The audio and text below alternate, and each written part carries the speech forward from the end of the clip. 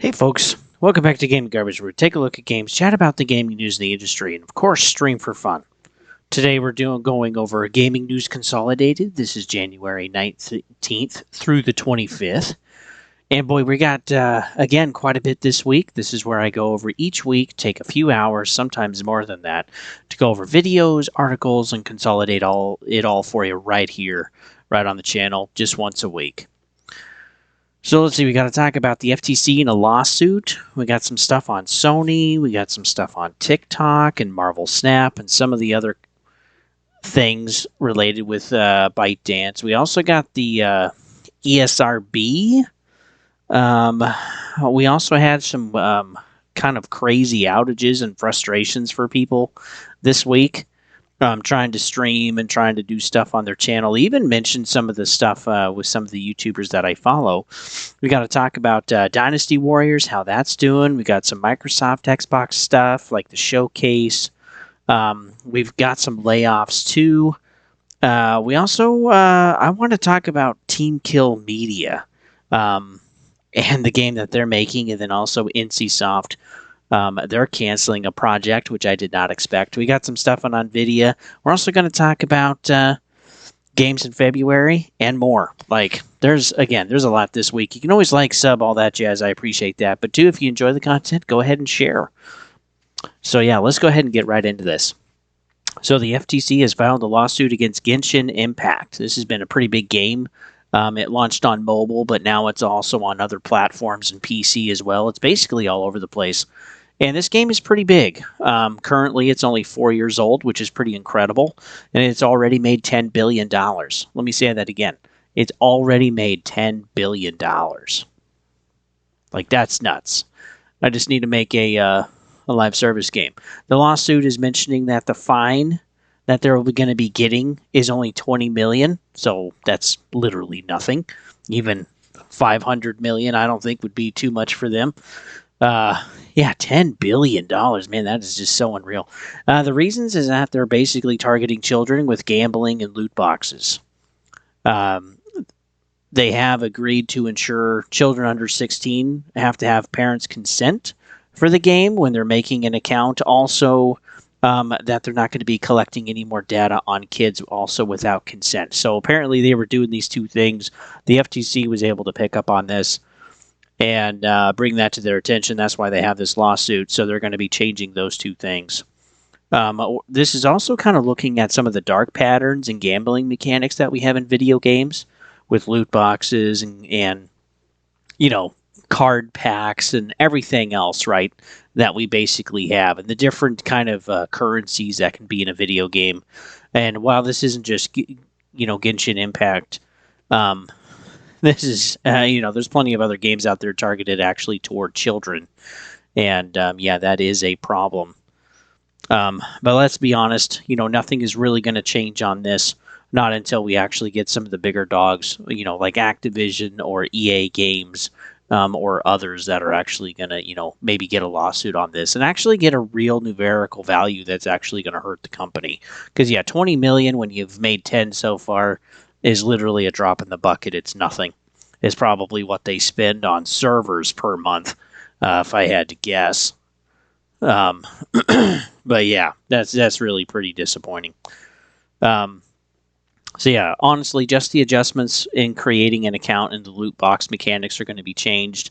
And then, they're not going to be collecting data on actual children, which that's actually a really big deal.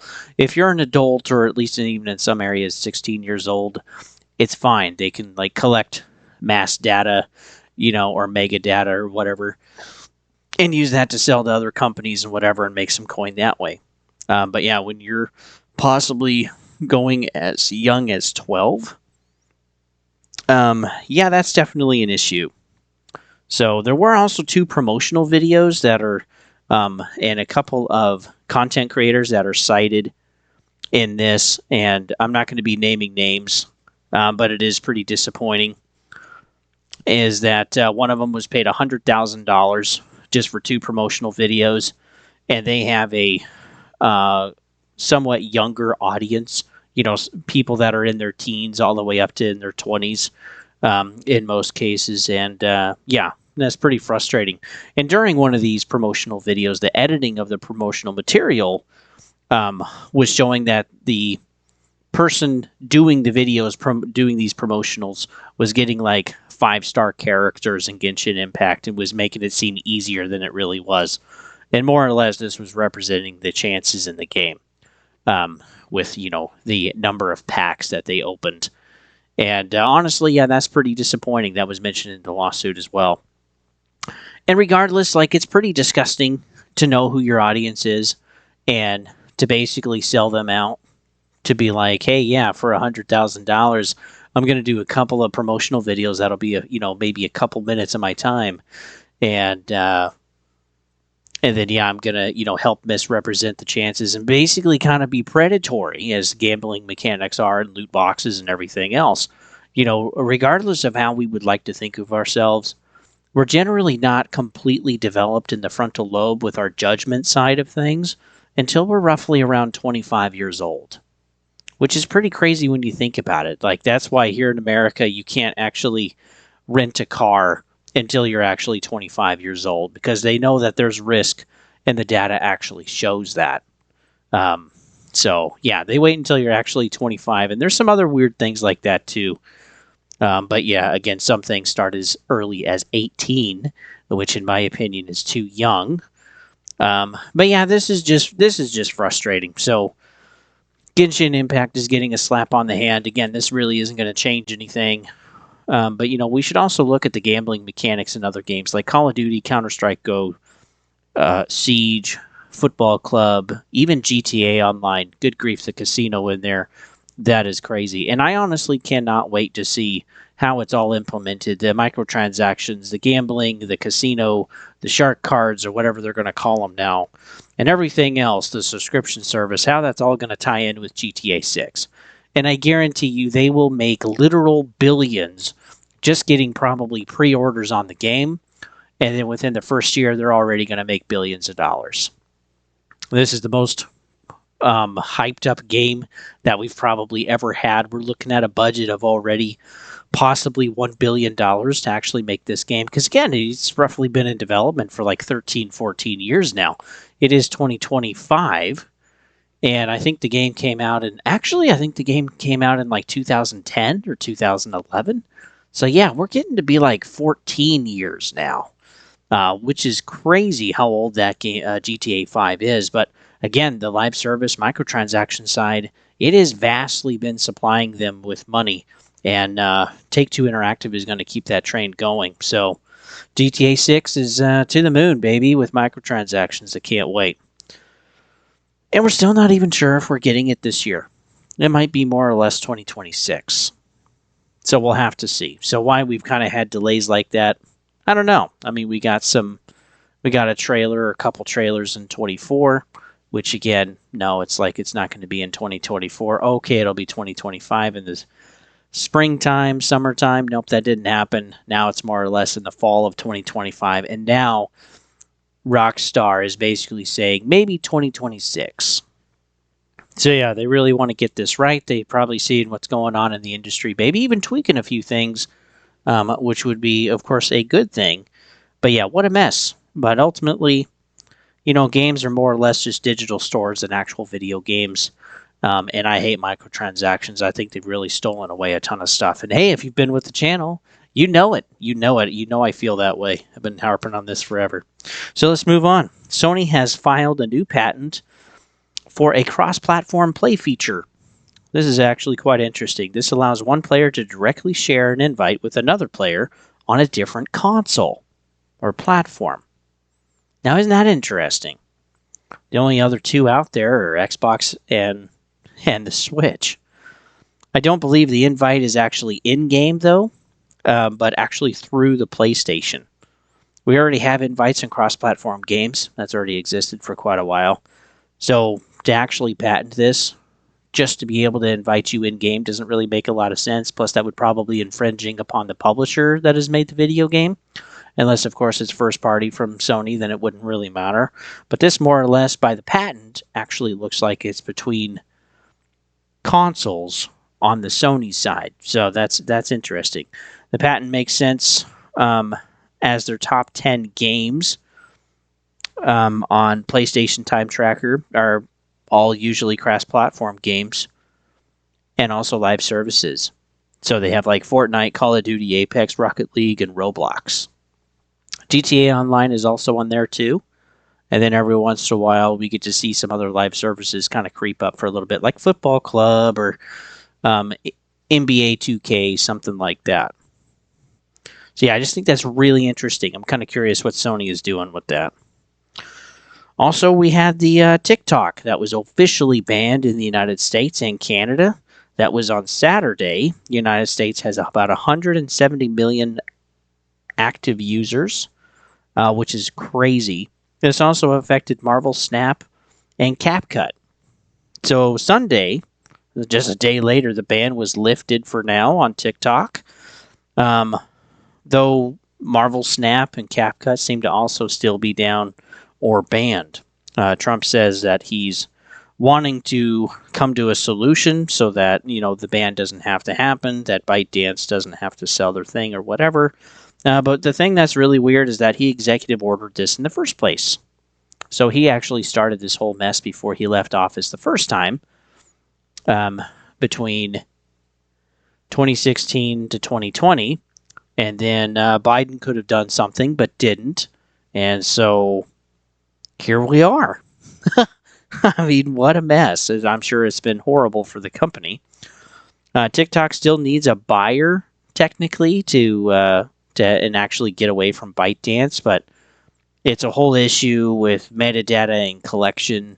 And as far as we know, this actually hasn't gone away, but there's been a lot of other stuff that's been focused on during the Trump administration already in just a few days.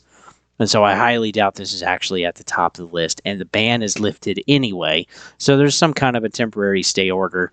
They're going to see if they can actually, quote, figure this out. So I don't know. We'll have to see. It also shows, I just wanted to make a note of this, how powerful governments actually are. Because if they really just want to shut something off it goes. It's like flipping a switch. Whether it's a business, whether it's, legislation, whether it's regulation, whether it's a company, whatever, they can just magically deem anything any way that they wish and completely change things for the country. Or even to an extent the world, as some countries have the power to do so. So, yeah, it's just always something to think about, that they can just flip a switch. It's kind of scary, actually. The ESRB has given a rating for a remaster, not a remake, of Resident Evil 6. We can actually see this on their website. The last few have been pretty successful, so Capcom is going to keep going with making Resident Evils, and they've done a wonderful job. Excuse me. So far, there's nothing in the works that we know of, an actual new Resident Evil, but just more remakes. And there's already plenty of games out there anyway. Why not? And so the ESRB is officially for Xbox. PlayStation 5 is still highly likely, and then probably PC too. So the ESRB has to basically review each port and approve it, and Xbox is the only one that's approved so far. But yeah, I'm sure PlayStation 5 isn't far behind. I was thinking too that the console generation, this console generation will kind of be known for remasters. We've honestly had so many and more coming. In 2024, we had over 27 remasters or / remakes, which is crazy. That's actually the most complete list I could find. There are rumors of some other ones. There aren't any perfect lists out there that are keeping track of all of the remasters, so there might be a few that actually slip through the cracks. Excuse me. But yeah, 27 in a year, that's really high. Pretty normal is in the teens. But it really started ramping up in 21, 22, when, of course, things were delayed, studios were having trouble, people were off of work, there were disruptions and stuff. It's been messy, and so, yeah, that kind of made sense to have remasters. But now it's like, okay, we kind of want some, new games. We kind of want the industry to get going, and what's been going is live service. And so that's, of course, frustrating, and a lot of them really aren't doing that great. Now, some games, like Bailguard, have been changing their live service elements, though still some of the remnants are there, but it's not technically, quote, a live service. Um, but again, the game doesn't necessarily do well anyway. It just makes it look bad. It makes the gameplay worse than it should be. It's all catered around live service, keeping you playing, keeping you grinding. Like Suicide Squad is a wonderful example of that, actually. And it's incredibly frustrating. And so, yeah, they got to be doing remasters to get something on the table. And yeah, we've just been having a ton. So yeah, we can expect more Resident Evils. We're going to be getting Resident Evil 6 at some point. And then yeah, they'll probably keep going until either they run out or they need to figure out something else. So I think we've already had 2, 3, and 4. Number 5 was what, a few years ago? Like before COVID, and then yeah, now it looks like we're going to be getting a number 6. And why not through 7 and Biohazard and Patient Zero and everything else? I mean, why not just keep it going? So yeah, that would, or yeah, any other IP as well. I mean, we're getting a Prince of Persia next year in 2026. We'll see how that is. Made by Ubisoft. Joy. Pretty crazy. All right, the inauguration was on January 20th, for those of you that don't know, and the traffic was so heavy to watch the inauguration that it screwed up streams and servers with like YouTube and Twitch. It was really screwing with a lot of people, I guess, during those hours. And I actually got to see that on 3 separate channels that were trying to stream or do content or whatever, or even do a podcast, and they just couldn't. The audio was in and out. They were losing connections. They were having to restart constantly. And boy, quite a mess. I did check a internet outage map, which is free. You can check that anytime you want, called 1,000 Eyes. And there were a lot of outages in the United States. It was pretty insane looking at the map in the United States. I mean, there was just bubbles all over the place with tons of outages. So I don't think we've ever had that big of an inauguration, or even, in this case, a draw on the services. Just the servers couldn't handle the traffic, the bandwidth, or anything. And so, yeah, they were just maxed out, which is pretty insane. So luckily that was just, for half of a day, and people got right on their content later that night or the next day to finish what they needed to finish. But yeah, I just thought that was really interesting. Like, I don't think there's ever been such demand to watch an inauguration, for one, and then two, such a demand draw on the servers and services that they couldn't actually sustain them. Usually these companies like Google make sure that they can handle the traffic. They're constantly expanding warehouse servers and everything all the time. It's just a constant flow of trucks with massive hard drives in the back. But yeah, it's just they couldn't keep up. The traffic was way too high for that day with everything going on. Inauguration plus everything else. And yeah, just couldn't keep up, which I think that's the first time that's actually ever happened. Just kind of crazy. Dynasty Warriors Origins. That game has actually come out this month. Got a couple others too that I'm excited about. I'll show those on the channel later this week, next month, whenever they come out exactly. I think the 28th is when they're both coming out. Anyway, Origins on Metacritic has a 78 out of 100 from official critics, and then a 7.9 out of 10 for users. So that's actually extremely correlated, which is good. There's not this big difference there or anything. Users seem to really love or hate this game.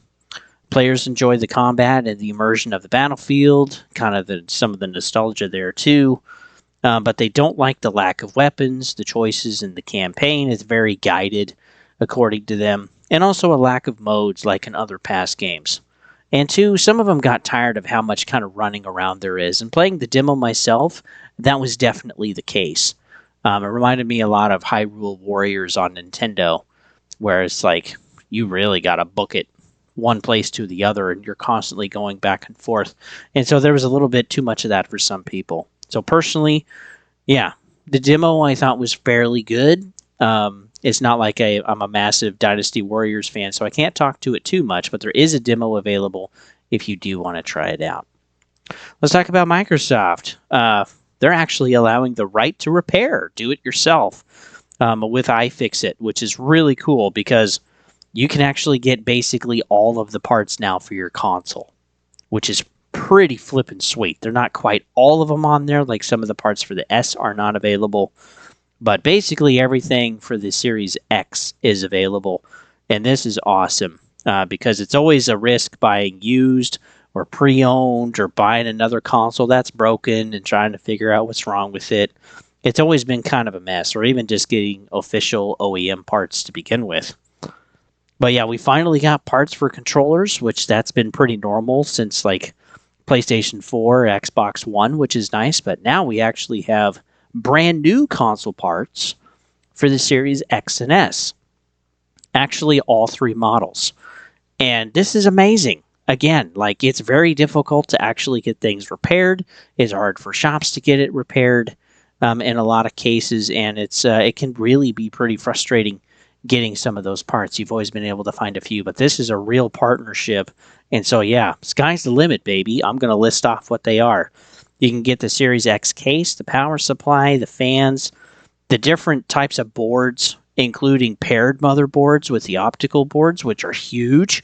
That is incredibly frustrating since the 360 days of having to actually have a paired optical drive board with the motherboard. You can't just swap out what you need. They both need to be paired together, and that can only be done basically by the manufacturer. So that is awesome that those are actually available.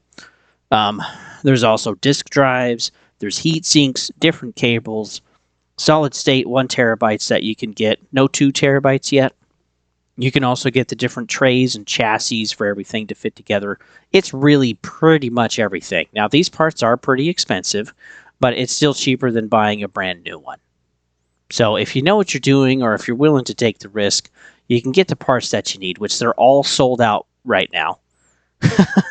So people are buying them. There's no date of when they're going to come back in stock either. I imagine it'll be a while. So probably check again in February, maybe once a week to see if they're actually there. But yeah, every single part, I'm not even kidding. I chose 5 or 6 of them, and every part was out. One of the chassis, one of the boards, the power supply, even the fans. I mean, everything was just out of stock, which is pretty crazy. But it is cool that all of these parts are actually new. We actually have a place now where we can find them.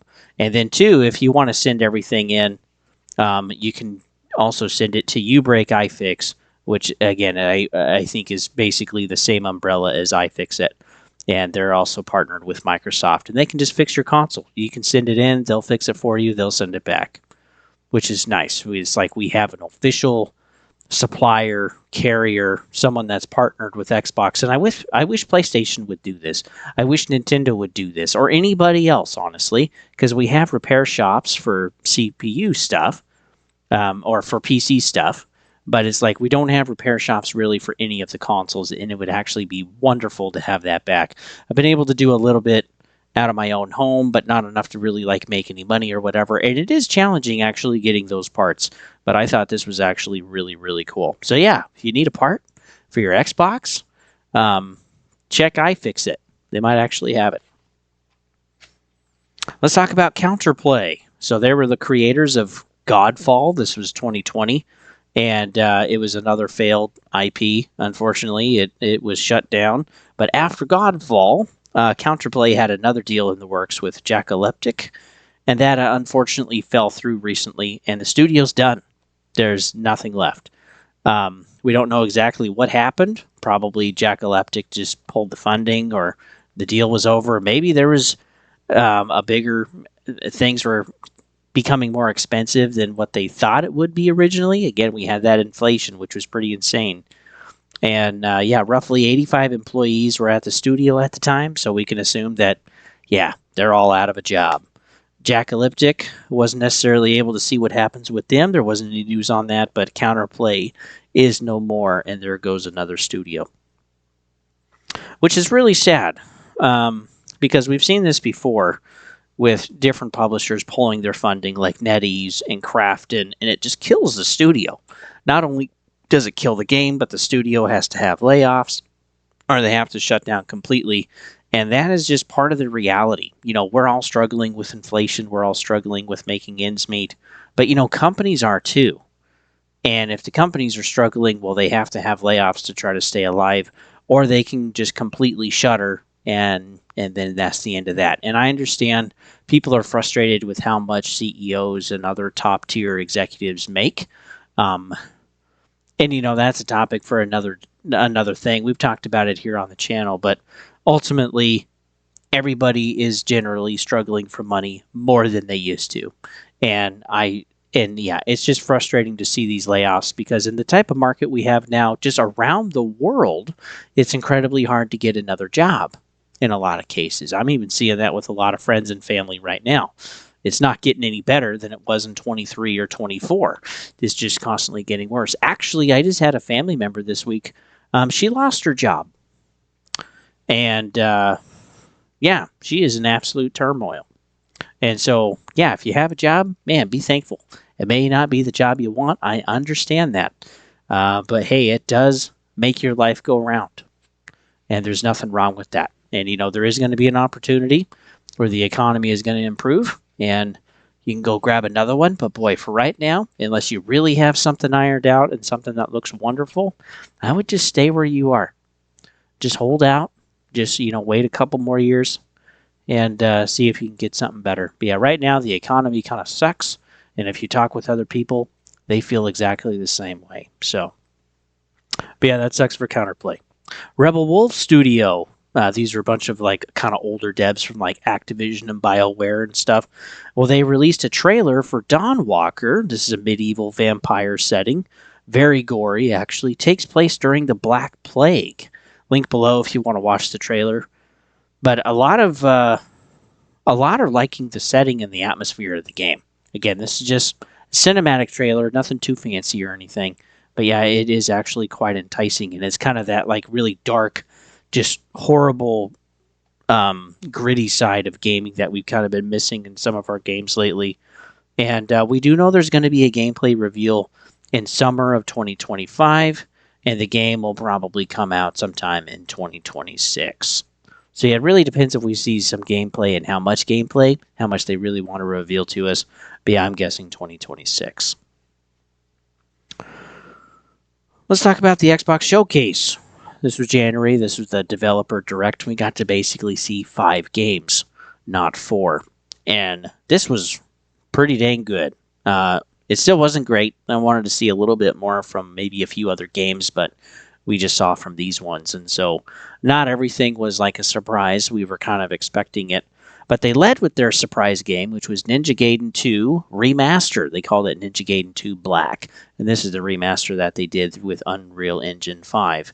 And having played it myself, I just played the first mission, and boy, is it fun. Boy, does it run well. Boy, does it look good. So, I mean, it's great. It's $50, or it's on Game Pass if you want to play it. And it's available to everybody, even though this is a first-party game. We also got to see Ninja Gaiden 4. Again, we haven't had a Ninja Gaiden in quite a long time. And, yeah, this is also done by basically published through Xbox Studios, a first-party game. And this is also on Game Pass and is also going to be on PlayStation and PC as well. This game will be coming out in the fall. So, Ninja Gaiden 2 was day 1 on Game Pass, released the same day as the showcase, which again, you can go play that right now if you'd like. And then Ninja Gaiden 4, we have a new protagonist. We are going to see the original protagonist from the older Ninja Gaidens, which is exciting, Ryu. And it does look and feel the same. Just watching the gameplay, watching the trailer, it does actually look pretty interesting.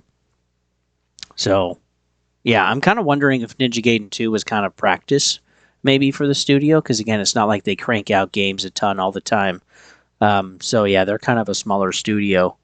But, yeah, it was actually great to see, and, yeah, looks like maybe they were practicing with Unreal Engine 5, but, yeah, it's great to see some of the remasters. We've already had 3 other remasters, by the way, but, yeah, this is just another one we didn't have yet. And yeah, it looks and plays wonderfully. It's so fun. It reminds me of a lot of the old original God of Wars on PlayStation 2 and 3. It's it's a blast. It's challenging too. It doesn't hold your hand either. Oh yeah, one other note I wanted to make on this was that Ninja Gaiden 2, they are only going to have a physical copy for PlayStation 5. There isn't going to be one for PC. There isn't going to be one for Xbox. Just PS5. So if you have both systems or you want a physical copy, that's going to be the only way you're going to be able to get one. Let's talk about South of Midnight. We got to see this as well. So not everyone liked the still frame or the still action animation, whatever you call it exactly. But yeah, very choppy looking. Again, this was kind of like 16 frames per second or 14 frames per second. This was really, really choppy and slow, jittery. Again, most people are not used to that. Most people are generally used to like 30 or 40, where most games are at today, sometimes 60, or if you're on PC, higher than that. But yeah, getting 16 really just kind of like is jarring a little bit, even for myself. But the environments look pretty good. The fighting looks like it takes place in kind of arena-style areas, which I didn't like that much. You're just kind of confined to one area. There's a little bit of exploration in the game. There are some different enemies. There are different bosses, 4 main ones that you work through in the game. And there's 3 different kinds of like style of combat. And each one has their own benefits and differences in how they affect enemies differently. So that was kind of cool. Sometimes you'll like maybe set an enemy on fire or knock them back, or you'll be able to freeze them depending on the enemy, depending on the combat style that you're using.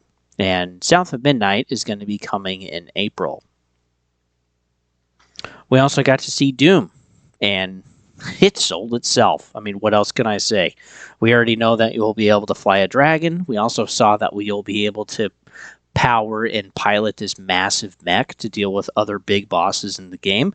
There's also going to be a heavy a heavy focus on weapons and chaining actions or reactions to different enemies. And yeah, it looks good. Like for those that are wanting something, a first-person shooter mess like Quake or some of the old Dooms, I don't think you're going to be disappointed. This game looks pretty good for those that are interested. This also will be coming out in May. So honestly, not too far away. We got 4 more months. We also got to see Expedition 33. So we get to see this interesting story, a semi-open world from the look of it. But then the thing that I overly wasn't excited about was the turn-based combat. The reason I don't like those is just my life is very busy as a husband, as a dad, as a worker, full-time job, all that jazz. I got aging parents. So yeah, my time is somewhat limited. And I do play when I can. Sometimes I can't sleep. That's when I do the most of my playing and most of the stuff that I do for this channel. But yeah, turn-based combat just means it takes longer to get through stuff. It takes longer to actually get to a save point. And that can be frustrating. So it's just not for me personally, at least not at this stage of my life. But honestly, everything looked fairly good. Everything looked fluid. And yeah, it definitely does too have an interesting story. So yeah, this also will be coming out in April. And every game that I mentioned in the Xbox Showcase is going to be coming to Game Pass day 1. So yeah, the whole showcase did a good job of letting the devs talk about their game, showing things that we hadn't seen before. That was actually really nice. The showcase also didn't waste much of our time. It was just pretty lickety-split right out to the next point and not burning our time with anything or ads or whatever. And yeah, lots of gameplay for each game, which was great.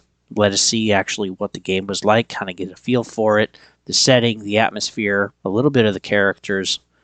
And then, yeah, everything's going to be on Game Pass, and everything's going to be on PlayStation. So, if you're a gamer, you win. Let's talk about NVIDIA. They had a tech demo for new ray tracing features. And man, are they getting pretty insane. So, again, you kind of have to, like, lean into your TV a little bit to actually see some of this stuff, or pause it or whatever. But, yeah, while you're playing, or you're not really paying attention to any of this, you probably won't see that much of a difference. Myself included. I'm just getting old, man. What can I say?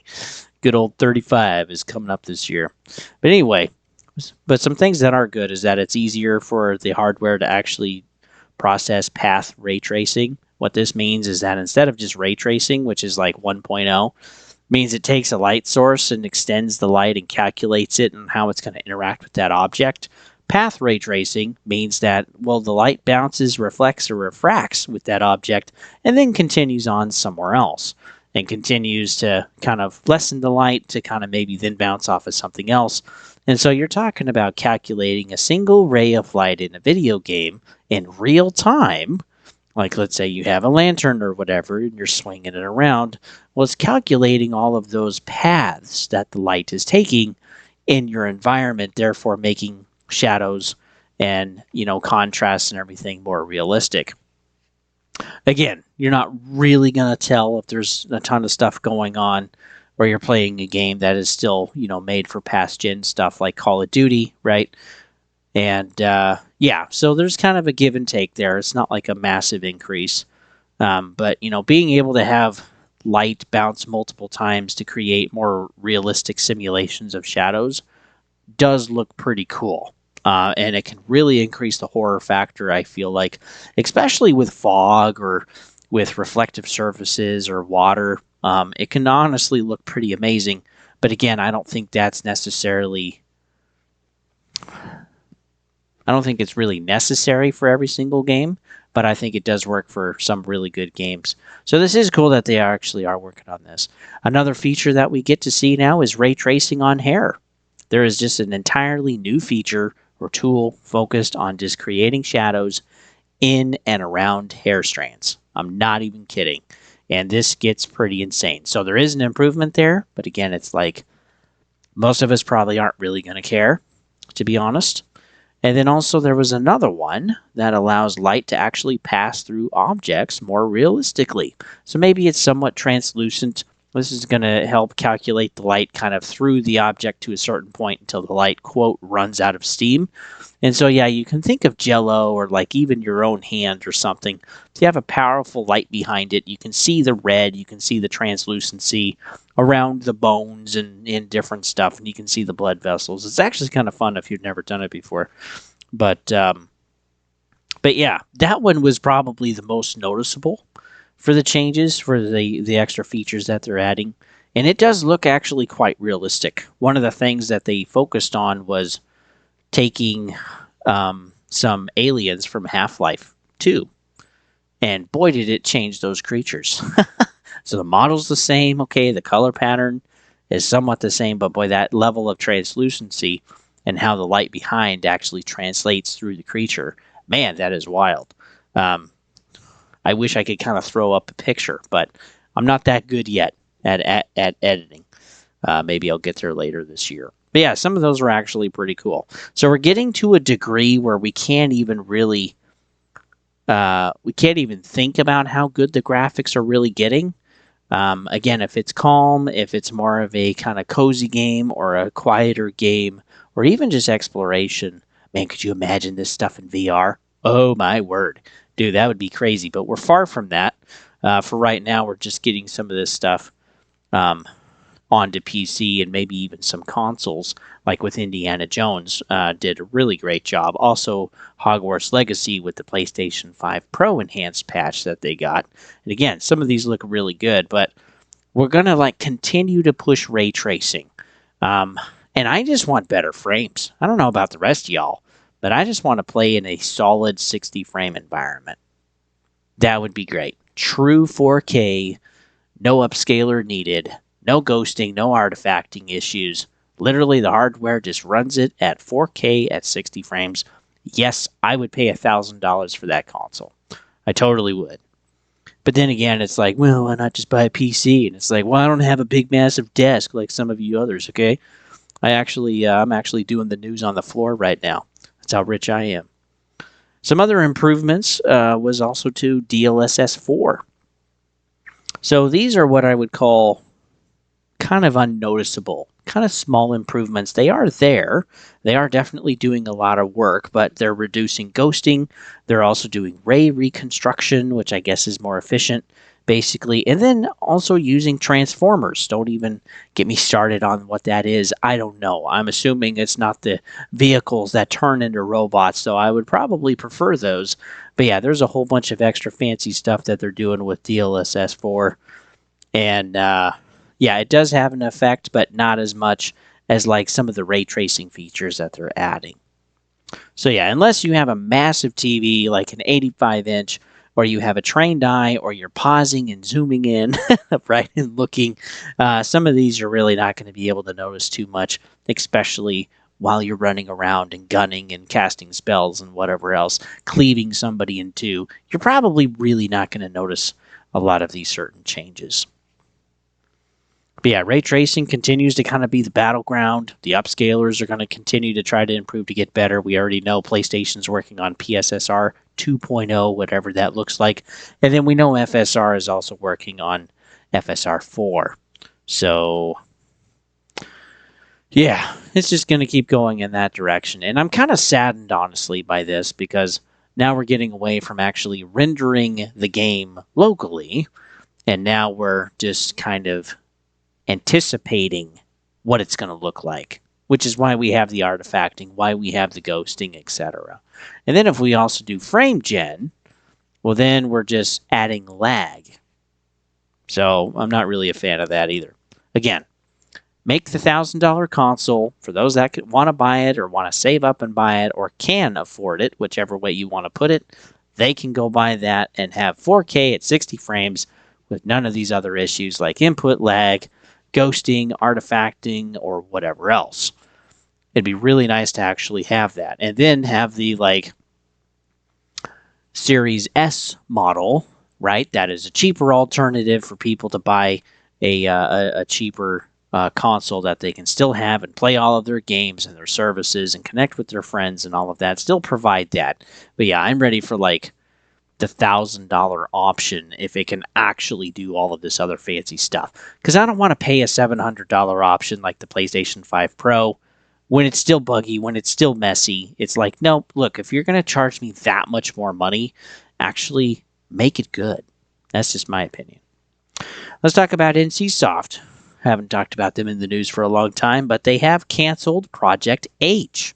This is actually a MMO Horizon game. Thank goodness it's gone. Don't need another one. But this was different from actually the Guerrilla games that they're working on. So they're also working on a online or kind of live service-y Horizon game. So we don't know exactly what that's going to look like. We're still probably maybe 2 or 3 years away from that. But hey, yeah, we'll have to see. Project H was going to be cross-platform for PlayStation 5, PC, and mobile. Probably something like a Genshin Impact or like Final Fantasy XIV MMO, something like that. NCSoft is known for their mobile and online games, like Guild Wars 2 is a really big one for them. But the co-CEO made a statement that was very interesting. They said that they need to be able to turn things around as a developer and publisher so that they have a future. Ooh, that's bleak. That is really blunt for the beginning of a year in 2025 and be like, hey, we really need to turn this stuff around. Otherwise, we're done. We're freaking done. So yeah, Project H was canceled because it was basically no longer feasible. It didn't work on paper anymore. And we don't have any new layoffs. But again, hence the statement. Basically, there are going to be layoffs if they can't turn stuff around this year. So they need to be able to do that. This wasn't technically first party, but this probably was Sony putting up some money actually for the project for NCSoft. Maybe that's partly why they're not having layoffs, I would assume, because generally when you cancel a project and you haven't had any massive bangers in a while, generally that's making companies have layoffs, but that's not the case this time. Something that's interesting too is that almost every single live service game that Sony has started or approved has actually been canceled. There's supposed to be 12 live service games launched through 2026, and we actually have 10 that have been canceled now. I really want that to sink in because that's pretty insane. We still have a few live services left. We still have Fair Games. Foam Stars is running, though that one is free now. And then we also have Marathon from Bungie, and then Bungie has a small team working on Project Gummy Bears. Whatever the frick that is. So anyway, it's not really looking great for Sony in my opinion. Their first party is kind of like really sucking bricks through the garden hose. I mean, it's probably not a fun time. Waterboarding on top of it. So yeah, they better get their stuff together. though I don't have as much faith as I did in Herman Holst because Concord was his baby. Wrong. Freaking failed. And then Horizon, wonderful. We're just pushing that out, which again, no one is asking for, and keep canceling or having all of these failed Horizon games, which is great. The remaster, the online, the MMO, the freaking TV show we were going to do. That was horrible too. Apparently, we're still going to have a movie. Lego Horizon, again, did not sell well. It's just not going great. So yeah, they need to focus on something else. Again, we've been telling you guys, PlayStation, for quite some time, remaster the old stuff. People will buy it. Sly Cooper, Jack and Dexter, Ratchet and Clank. You could easily, I think personally, sell Ratchet and Clank remasters, the entire collection, for like $125, $150. And yes, I do think people would actually buy it. Same with Jack and Dexter, make it $100. Shove them all in there. And man, you could honestly pull out some other IPs and build those. Smaller campaign. You know, you could do Colony Wars. Please, bring that back. G-Police, bring that back. That'd be great. Live service it if you want. I don't care at that point. Just actually give us something. Shadow of the Colossus 2. Come on, baby. Can remaster it 4 or 5 times. That's fine. But hey, actually give us something to play here. That would be great. In other news, Balatro has hit 5 million in unit sales. Man, that guy, he's going to have a really good Christmas.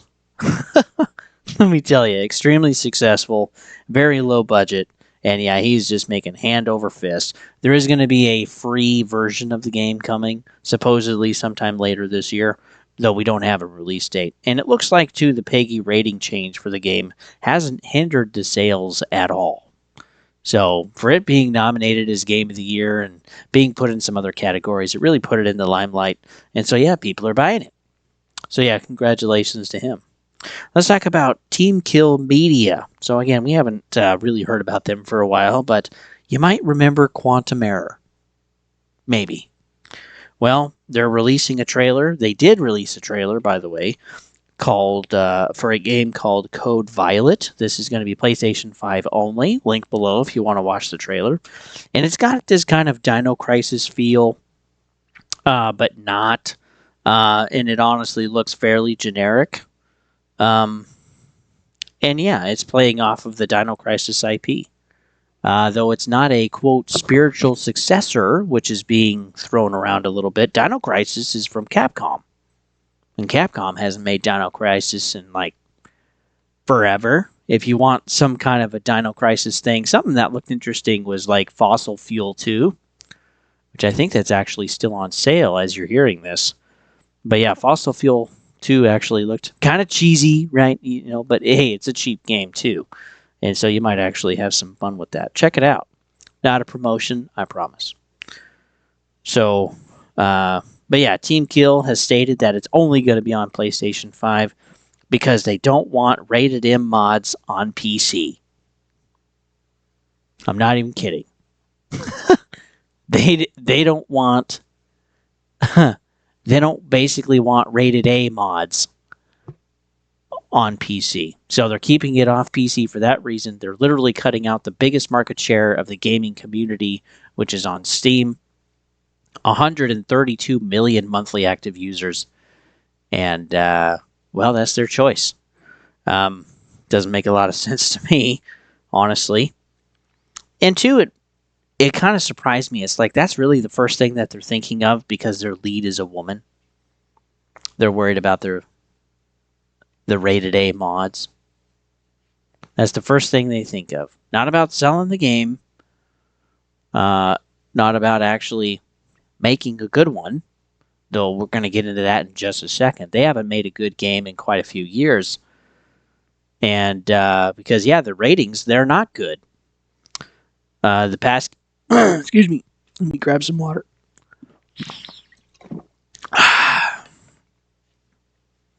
But yeah, the games, they haven't sold well. Quantum Error, Metacritic said it was their worst game for 2023. which is hilarious. Their worst game for 2023. That's pretty bad. And again, the scores weren't that great. They also released Sun and Bone, though Team Kill Studio blames that piracy was the issue for the game not selling. Kings of Lorne was another game that they released. Basically, nobody played this. There's only one official review on Metacritic, no user reviews. This was also for PC and for PlayStation as far as I could see, which is crazy. So yeah, Sun and Bone and Kings of Lorne were on PC. And then Quantum Error is going to be PlayStation 5 only. And then Code Violet is also PlayStation 5 only. They also have some other games that are still in the works. They're going to make a sequel to Quantum Error called Quantum State.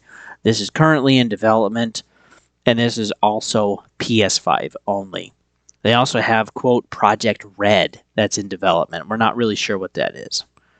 But yeah, for Code Violet, the fake Dino Crisis, heavily inspired, I'd just wait for reviews. Because, again, the other games that they've released recently in the last several years, they're not great. So, yeah. Oh, man. Yeah, I'm expecting that's going to be a disaster. And they can't keep doing this. You can't just keep selling bad games on one platform. You're not going to make enough money. If it's bad enough, you're not going to make any money at all anyway. And eventually they got to make money as a studio. So if Code Violet doesn't work out, if Quantum State doesn't work out, maybe we'll actually see some layoffs. And as far as I know, they're also not a super big studio or anything. There's maybe 100, couple hundred there.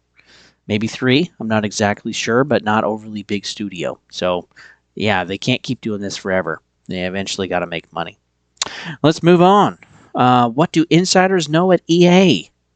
I saw this actually from Lucas Stevens on his channel, and so I wanted to dig into it a little more. But yeah, Wednesday to Thursday, the stock fell 17%. That is massive. That is honestly pretty scary. And we got to see this with underwhelming of the Switch 2 tease. You know, Nintendo dropped 7.2%, so 17% is freaking Armageddon. Like, it's really, really bad. The EA stock also has dropped 30.6% in the last 6 weeks. Like, what the heck is going on over there? Something is really off. We're also seeing in their financials that they've had a hard time keeping their margin and net income above or around 15%, which isn't great for a video game company. Usually these are up a little higher, but yeah, that's over the last 4 quarters. It's basically been around 14%. One of them was 16 something, and some others were like 11, 14, 15. That's just kind of where it's been. The last 4 years, it's even been hard to keep it at 15%. So not just the last 4 quarters or the last year, just the last 4 years since 2021. They've got a serious problem that could definitely get worse. Now, to be fair, their debt is not extremely high compared to their market cap. They actually have enough cash and equivalents on hand right now to cover all of their debt. And that's actually pretty good. That's in a really good spot. And their market cap is insanely high. It's tens of billions above what their debt is. So yeah, they're in really good shape. The majority of their stock value, though, it's in their market cap. So, or excuse me, I said that backwards. Their market cap is mainly their stock value. So if their stock value goes down, their market cap goes down, and then it's also not looking good as that amount of debt is a bigger percentage of the total market cap. Kind of like Ubisoft right now. It doesn't look that great, but for right now, they still look fine. But yeah, for it to fall 17%, something is going on there. And two, like if an IP underperforms, the debt is likely to go up because they're not actually making money, so they have to borrow some more for future projects, and then their revenue is also going down in the same time because, again, they're not making that money. So they're spending it while they're not making it. And that's a double whammy. Hopefully that doesn't happen. I don't wish that on anybody. So I'm kind of curious, though. The There was a little bit to say that Madden underperformed, though I didn't see that NCAA underperformed as a live service, but at least one of them did, maybe even both. Also, was it something else that underperformed, like Veilguard? Because we saw that the director left after working there for like 18 years. They just said sayonara. We know, too, that the Veilguard is already ending support. So they had their 5th update, and it says they'll only be monitoring for critical bugs going forward. And that's it. So if there's something major, they'll fix it. Other than that, it's just going to stay like it is.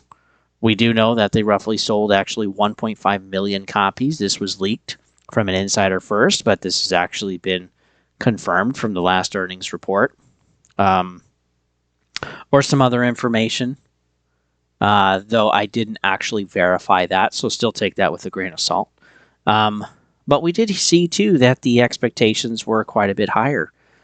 So from the insider, they said they were looking at, 10 plus million copies sold, which that was not necessarily the case.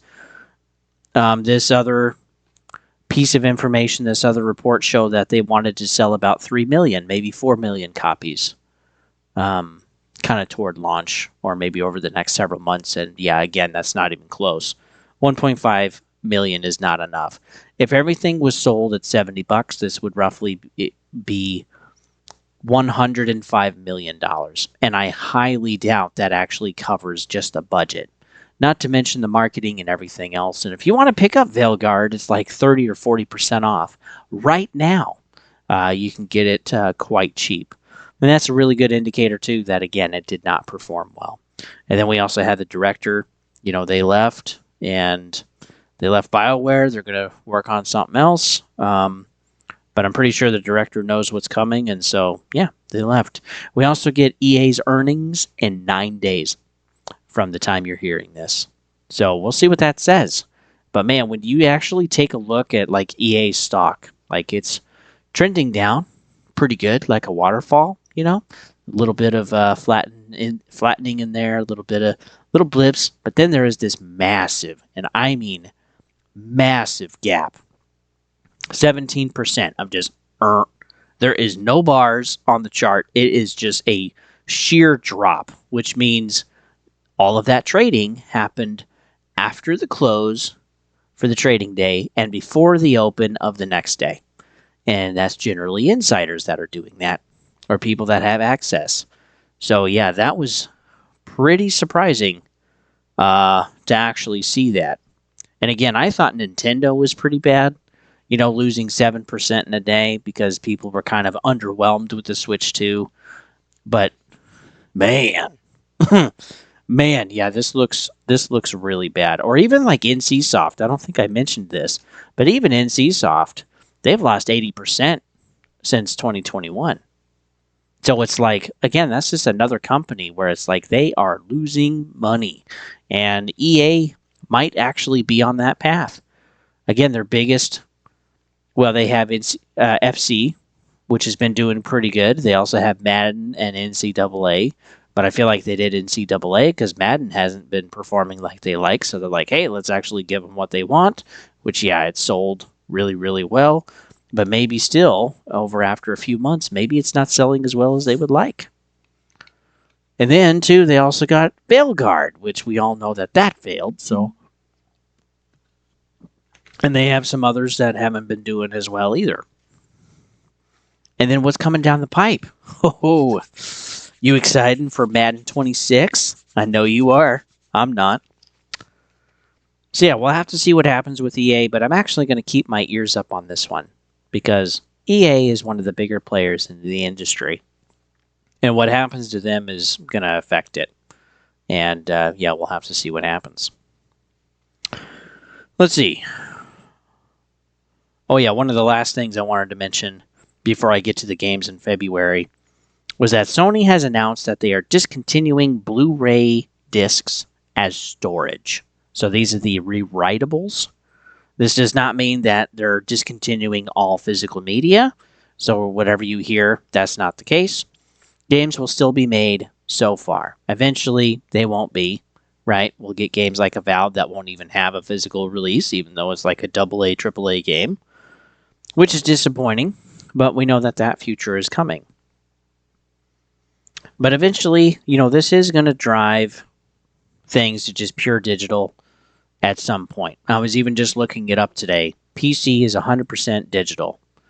Xbox is 90% digital in sales. Sony is 80% in sales. And then even Nintendo now is 51% in digital sales. So there isn't a single platform now anymore that actually has more physical than digital. And Nintendo was the last holdout, but even that now is mostly digital. And so that has, in my opinion, tipped the scale, and it is inevitable. And of course, with digital media, the physical disappears. And so the manufacturers, as they're not selling, they're going to stop making the drives. They're going to stop making the rewritable Blu-rays. They're going to stop making the Blu-rays and discs altogether. So, which honestly is pretty sad, because I look at my movie collection right now, and it's pretty big. My wife and I were actually growing it because we've canceled all of our other services, and we just use Pluto TV for now. But I also have a pretty big game collection of games that I enjoyed, but it's not the end. I'm still going to enjoy games, and for those that are willing to take themselves out and not be a part of the gaming community anymore because they want their physical games, hey, you can do that. It's just your decision is not going to affect anybody but you. So just make sure that you're actually doing it for you. That's what I tell you, because you're leaving your friends behind. You're leaving the ability to connect in this digital world. You're stagnating your own hobby, unless you can just play the same thing over and over again. But two, it's also not forever. I remember one of the guys with the LA fires. He lost his entire physical collection, and there's no way to get that back. There's no way to protect it, right?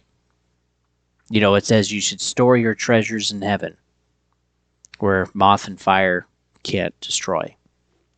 So think about why you do what you do, folks.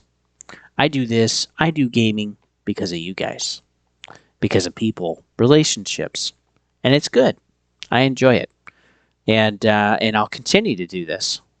I actually really love doing this. This has been so fun. It's been cool to meet some of you guys, to play with some of you guys, to interact and stuff. It's been great, and I just want to say thank you. Yeah, we're at roughly 430 subs now, and that's way higher than what I thought. So, just the last couple pieces of news here. February 1st, Saturday, you guys are all invited, for whoever can fit, first come, first serve, to come play Black Ops 2 with me and some of the other guys. We're going to be on Xbox, and we're going to be playing just some of the party games, like One in the Chamber, and just some of the, what do you call it? Some of the free-for-all stuff. And, the reason we're doing this is just to get people together, just to have fun, just to connect. That's really what it's all about. It's about the people. It's not about being the winner. It's not about being on top. Just come and have fun. Because, really at the end of the day, if your striving is to win, to be the best, to show that you're better than everybody else, you end up alone at the end. You really do. But, this is just to get together and have fun, just like in the old days. And if you never experienced the old days, I suggest you come hang. It'll be a blast. So yeah, February 1st, Saturday. The times are going to be 1 p.m. Pacific, 4 p.m. Eastern, and 9 p.m. Greenwich time. So hope to see you there. And yeah, make sure your game and your console are up to date. And so with that, folks, one more thing. Games in February. We're going to have Kingdom Come Deliverance 2 on the 4th, Civilization 7 on the 11th, the Tomb Raider Remaster Collection Volume 2. This will be Tomb Raider 4, 5, and 6, plus all of the DLCs as well, I believe. That'll be on the 14th. We have Avowed on the 18th. We have Yakuza Hawaii on the 21st, and Monster Hunter Wilds on the 28th. So we got a pretty good month coming. Hopefully you guys are doing well. And yeah, just stay safe out there. Whether it's LA fires, whether it's volcanoes popping off and earthquakes and the crazy cold right now, wherever you are in the world. Just be safe out there. Be aware. Prepare a little bit. It goes a long way. And with that, folks, I'll see you guys on the next one.